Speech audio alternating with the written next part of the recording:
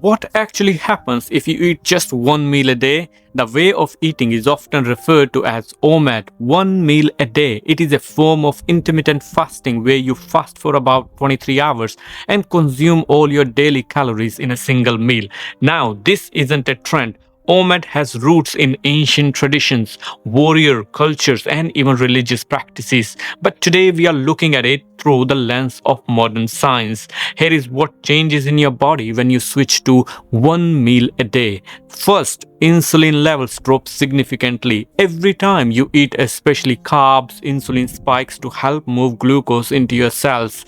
With OMAD, you are only triggering insulin once per day. This extended fasting windows allows insulin to stay low for longer, which may support fat burning, reduce inflammation, and better metabolic health. Second is autophagy increases. Autophagy is your body's built-in cleanup system. It breaks down damaged cells, clears out toxins, and promotes regeneration. This process ramps up when you fast, and OMAD gives your body the time to focus on deep repair instead of constantly digesting food. Third is weight loss becomes easier for many people. Why? Because reducing meal frequency often leads to a natural reduction in calories without strict tracking. And with lower insulin and better metabolic flexibility, your body starts using stored fat more efficiently. Fourth is mental clarity improves. Many people report better focus and sharper thinking during fasting. This is linked to stable blood sugar, reduced inflammation, and increased production of ketones, your brain's alternative fuel source. But this way of eating isn't just about benefits, there are also things to watch out for. If you are not eating nutrient-dense food, nutrient deficiencies can develop. With just one meal, you have one chance to get enough protein, healthy fats, fiber, vitamins, and minerals. That meal needs to be balanced and rich in whole unprocessed foods. There is also the risk of binge eating or poor digestion if the meal is too large or eaten too quickly. The body needs time to adjust. It's better to eat slowly and mindfully rather than trying to make up for the day's fasting all at once.